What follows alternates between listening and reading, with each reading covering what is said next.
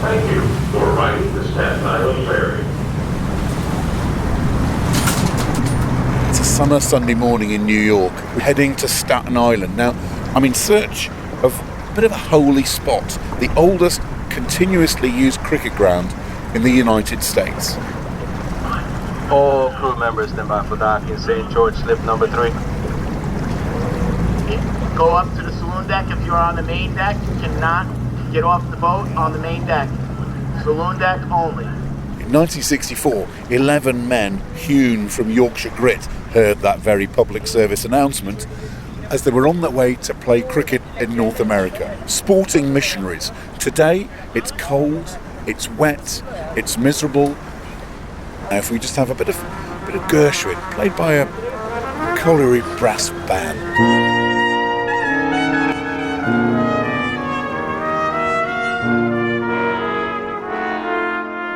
I remember Fred batting in a Stetson hat. He couldn't knock the skin off a rice pudding. I mean, he kept trying to welly this ball and it was like matting on grass, I think it was. I have no idea, I wasn't here. It's the sport of young Muslim New Yorkers. New York Police Department has done this big outreach program to sort of keep them out of the hands of ideological extremists. My name is John. If you call me Jack, I shall cancel the interview straight away. Right, you are. I detest it. Okay. Detest it. This is about a clash of culture.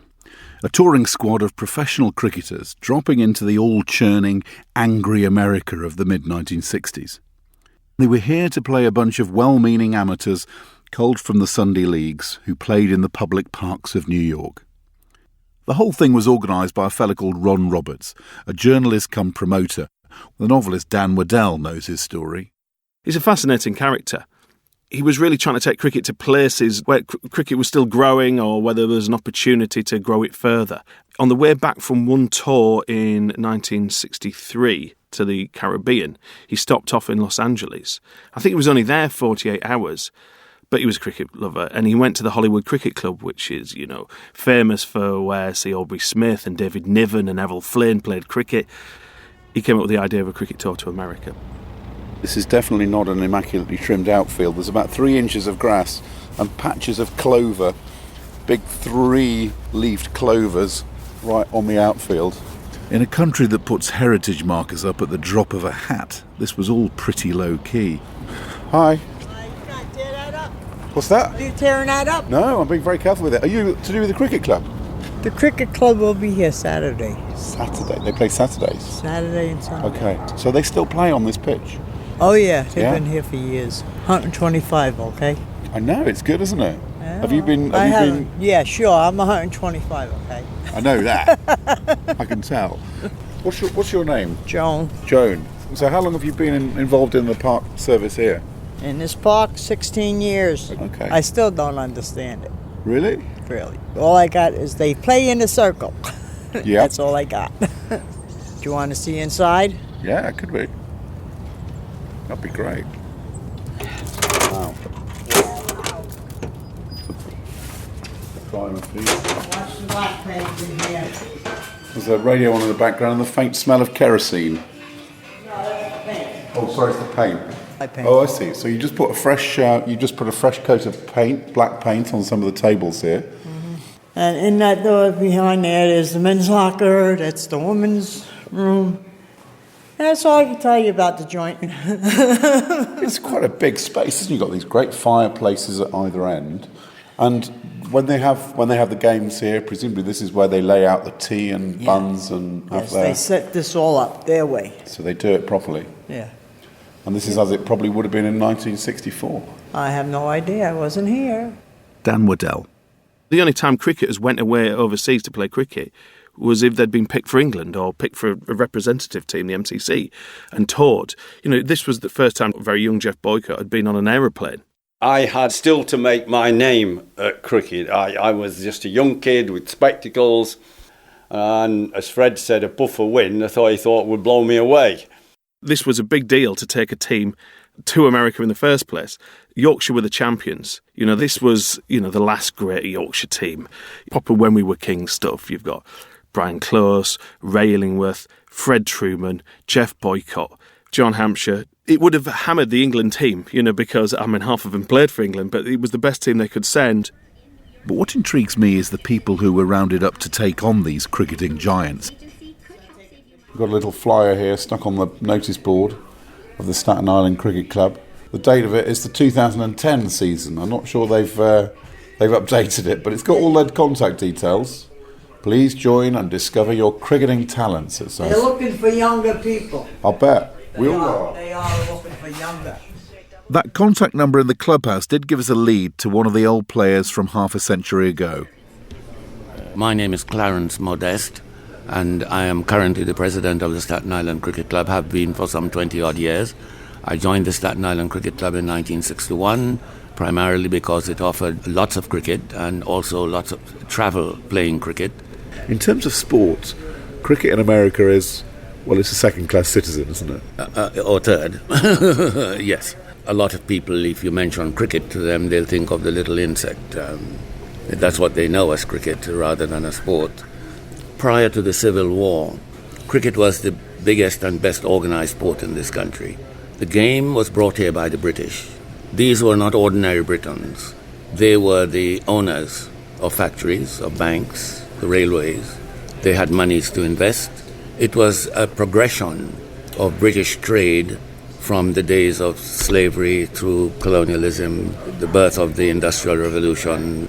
The center of cricket was in Philadelphia. Marion, Germantown, and the Philadelphia Cricket Club, or the three remaining clubs, formed the center of cricket in Philadelphia and the country. Despite the efforts of more than 1,500 law enforcement officers, efforts to quell rioting and looting in North Philadelphia have not been successful. A rash of police injuries have been reported, and the arrest total has now climbed above the 200 mark. In 1964, it was America was going through its own tumultuous period, the civil rights movement, a younger generation, post-war generation with their own attitudes, their own sense of what was right in society. Yes, we are entertaining an all-white Yorkshire team, but for us, we still saw the picture as the game being bigger than us, and so we were going to go through with it. Not because we liked Yorkshire that much, but because, according to Shakespeare, not because I like Caesar less, but because I like Rome more. Geoff Boycott. 3 weeks to America, Canada and Bermuda was a nice jaunt. I remember at the Scarborough Festival we all had to have injections. I can't remember what, but I know that the doctor had to check whether they'd taken and mine hadn't.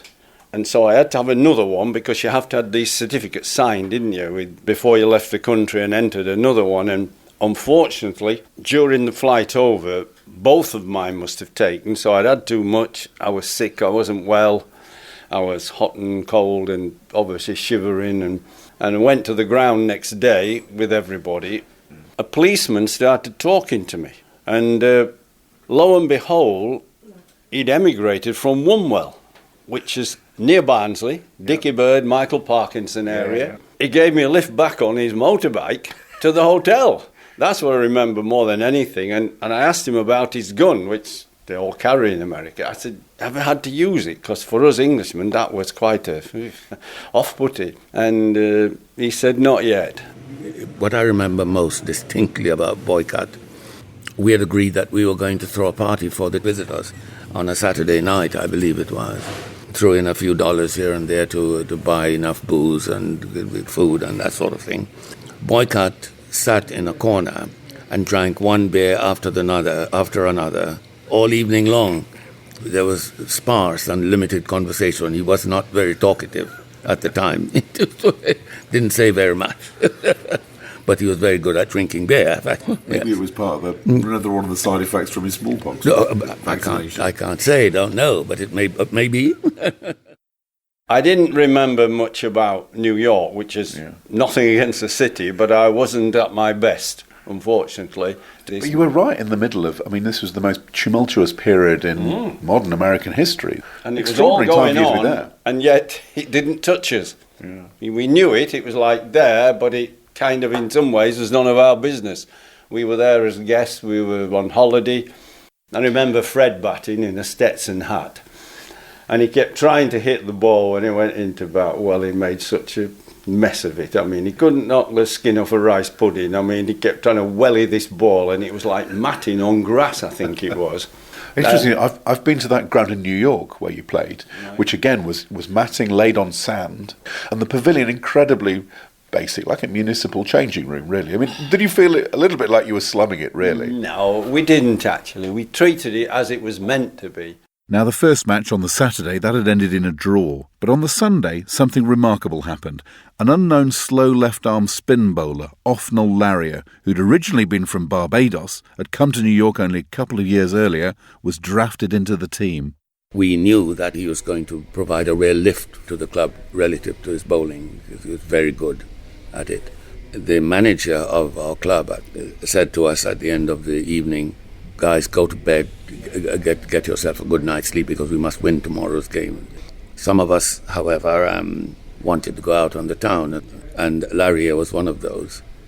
And so Larrier went out, came back to the hotel. It must have been about 5 o'clock in the morning. The manager got up very early to go out, do whatever it is, and ran into Larrier on the elevator. I said, "Larrier, are you coming in?" "Yes," he said, "I'm just coming in." He said, "Boss, let me have 2 hours sleep, and then come and wake me up and get me some coffee, and I'll bowl the team out for you." And he did it. He did exactly that. That was a very good performance, I think, given the standards of Yorkshire. Yeah. Yes. Yeah. And on a batting wicket, which is a good batting wicket, one would think. I'm suspicious. Do you think they were hungover from the night before? It's possible. But we won't use excuses, would we? No, and that's part and parcel of friendly cricket anyway. If you get the opposition drunk, it doesn't... That's right. It's part of the strategy, maybe. Right, here it is. This is Wisden for 1965. Everything you need to know about the 1964 cricket season, which included, on page 906, a short paragraph, New York had the satisfaction of dismissing the strong county 11 for 125 in the second match. In any normal circumstances, you'd expect cricketing nobility to just shrug this one off, but this was brand Yorkshire. There was no place for charity. John Hampshire was also on that tour of 64. Fred had this lovely habit of not really getting changed to on the field until about quarter of an hour before start of play, and took himself and his pipe into the opposition dressing room and pull them to pieces. So by the time they were batting, whether they batted first or second, they were demoralised by this great man. So he would go into the dressing room and what sledge them in the parlance that we know now? He wouldn't sledge them, but he did say that they weren't much good. And he would tell the captain that he'd probably had better for his breakfast that morning.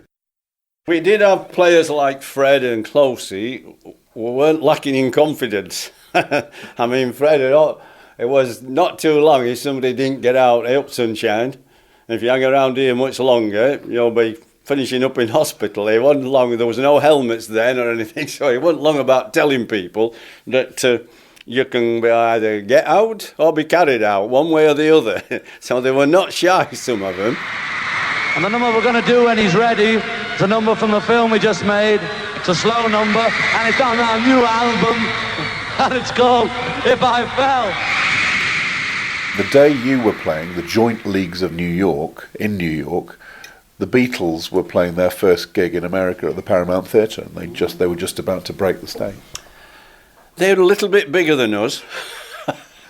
Even with Fred Truman, Brian Close, Raymond Illingworth, and a young Boycott just playing for England. I don't think we were quite in their league. Well, you say that. I like Paul McCartney, though. I've never really met him. I passed him once at Lord's. He was coming out of the media lift. You say you were not as big as the Beatles. In cricketing terms, you were the Beatles, weren't you? This is the Yorkshire cricket team who'd won however many county championships on the trot. We'd won more than anybody. Going back to Fred Truman, this is a picture of him here. You know, this is him in his pomp. That's him firing a ball down at 80 plus miles an hour, probably. No one will ever know because it was never measured. Right. But by all accounts, he was pretty quick and pretty lethal. Yes. It must have struck terror into you lot, mustn't it? Well, I don't really think so. The reason that's quite interesting, the West Indians in particular were used to playing fast bowling on hard wickets. harder wickets than you ever get in England, as we know. Sometimes concrete wickets. They grew up as youngsters in their teens playing on concrete wickets. I mean, really raw speed. So I don't think that in itself was troublesome. Dan Waddell. There are so many stories that they told. You know, Fred Truman spent time as a stand-up comedian, you know, as well as a TV presenter. And, you know, these were not men who were shy of telling a story and extolling their virtues. But interestingly, none of them had really spoken about this. That's what I always found interesting about this. I would have thought it was firmly imprinted on all their psyches, you know, travelling to America at that time. I don't think it was because they were ashamed of it. I think, you know, obviously the cricket was tough. But I think it's one of the more unlikely episodes in Yorkshire cricket history, the time they tried to conquer America at the same time as the Beatles. As the dollars rolled in for the Fab Four, the Yorkshire team were also enjoying the spoils. John Hampshire. And as I remember, our sponsorship amounted to a collapsible chair and a raincoat. And that was our total sponsorship. We didn't get any payment. But we were absolutely lauded over there. I mean, the hospitality was incredible. To try and experience just a little of what it might have been like for those players back in 1964, I'm on my own tour. I've got my kit and I'm heading to the birthplace of cricket in North America. We've arrived at Philadelphia Station. It's the most fantastic, huge edifice to the American railways you can imagine, with Art Deco pendulant lights hanging down from the ceiling high up above us. Doric columns, the whole 9 yards. Can I help you? Hi there. We're looking for the International Cricket Festival, which is taking place in Philadelphia today. Do you know the address? Haverford College, isn't it? Haverford's not even in the city. It's Philadelphia on a global scale, but it's not in the city. This will be track 4 up there. Fantastic. How long? It leaves every half hour, and I can tell you how long it takes. Okay. Not even 20 minutes. So have you had lots of people coming out asking about? No, you're the first ones actually. I've had people ask me about the lacrosse. Lacrosse. There's an alumni game. Oh, okay. So, but mostly everybody's going to the Penn Relays. That's the college and high school track and field thing that's once a year. Oh, so it's a bit of a clash with the International Cricket Festival, sounds like. Well, I hate to say it and disappoint you, but the Penn Relays are pretty big. Okay. They've been going on for over 100 years. So what you say, you haven't seen loads of people in whites No, with carrying big bags? For all I know, you could be putting me bags. on. It's a pleasure. Thanks very much. All aboard. Random Albert. All aboard. Not quite on the second car. Go like that. Here we go.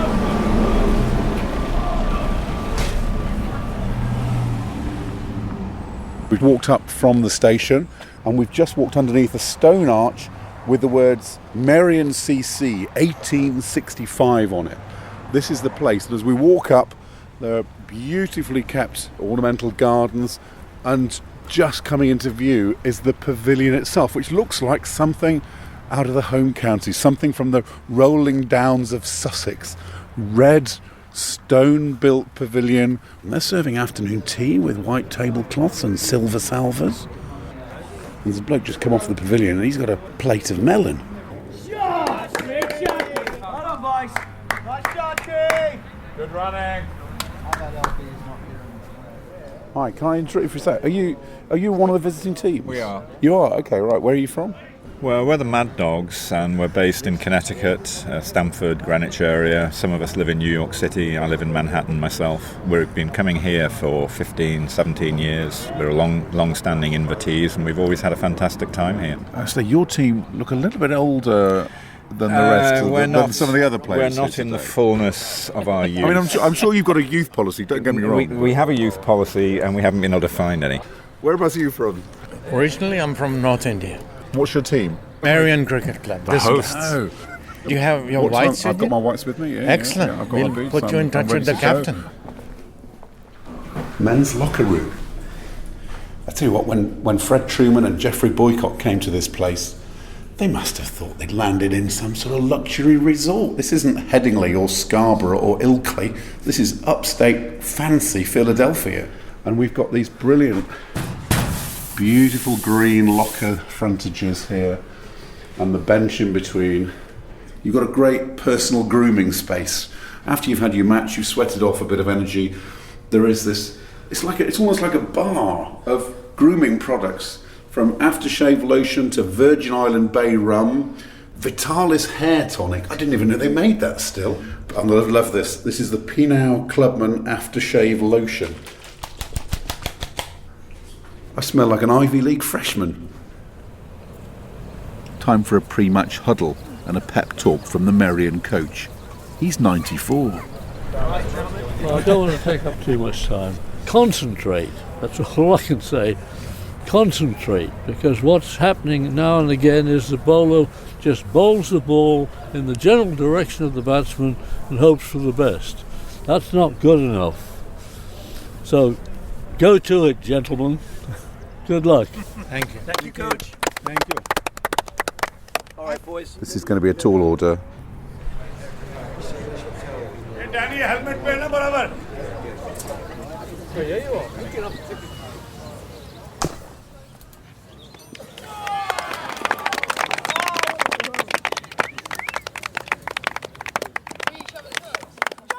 The bowler was playing really tight. He skewed it towards me. I had to run about 15 yards and I just held onto a slider, slid across the floor. Bloody good catch by any standard. Despite my heroics clinging onto that catch at deep extra cover, we lost. Didn't quite make it. What a shame. Beautiful day, two competitive teams. Ending up on the losing side is not the worst thing. We got a good full game of cricket. Now, what's your name, sir? My name's Dick Stumbles.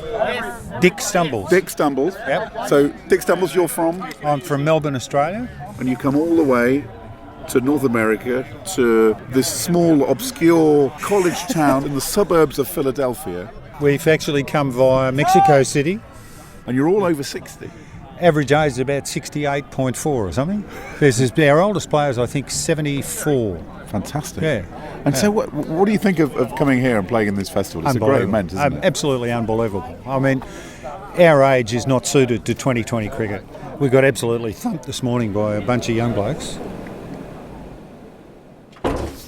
Paul Hensley is the president of the C.C. Morris Cricket Library in Haverford. Cricket was played here in colonial times. There are records where people down in south at some of the plantations played cricket in the 1600s. But cricket flourished in the Philadelphia area. It was brought over by immigrants, and it was also picked up by all sort of levels of the social strata within Philadelphia. This is a wonderful, looks like an early Victorian shop. A real mixture of people, obviously in a cricket team, but some wearing straw boaters, some wearing very sort of agricultural farm hats and things like that. Yes, this was taken around the time of the U.S. Civil War. Cricket was very popular before the U.S. Civil War and was the game that was played by both northern and southern troops to pass the time of day. And unfortunately, because of the sheer level of carnage associated with our Civil War, something in the neighborhood of 800,000 people died in combat, whole teams from communities were wiped out because divisions were wiped out. And they volunteered and went as a geographic group.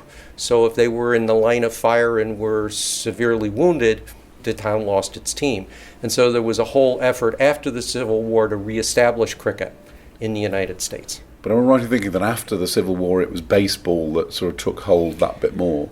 And that's when it started, because you lost people to teach children how to play cricket. The experienced players had died in the war or were crippled. And so baseball was a little easier sport to teach. New York, though, is where the grubby urban form of Cricket America clings on. Joseph O'Neill's novel Netherland has a survivalist's approach. The book is set in the amateur cricket world of New York in the aftermath of 9/11. Trinidad-born Chuck is a larger-than-life hustler. He's grand plans to bring cricket back to the masses. Directly to the north of the hotel, a succession of cross streets glowed as if each held a dawn. The taillights, the coarse blaze of deserted office buildings, the lit storefronts, the orange fuzz of the street lanterns, all this garbage of light. His story is that cricket was the first team sport, and therefore the American identity somehow lost its way when it gave up cricket for baseball. It's a truly American sport, and it's a way for America to reconnect to its origins and its kind of original path. Joseph O'Neill still plays regularly in the Staten Island team that inspired the book, on that same turf where Boycott and Truman trod. As it happens, the authorities are now interested in cricket because it's the sport of the young Muslim New Yorkers. New York Police Department has done this big outreach program using cricket to provide recreational activities for Muslim youth. The perception being that it's one way to keep them off the streets and keep them out of the hands of ideological extremists. So the obscurity of cricket is not what it was, but it still remains a very tough game to play here. But that seems extraordinary, doesn't it? That cricket's survival is effectively as an arm of the Homeland Security. Well, we'll take it. We'll take whatever we can get. You do what you can. It's New York City. No one's going to give you anything. What we're getting as well is a picture of the early 60s in New York and a cricket team and your own team, the Staten Island Cricket Club, embracing lots of different cultures around about the time that the civil rights movement was really kicking off. It's gone to the other extreme now. For years, I was pretty much the only white player in New York City.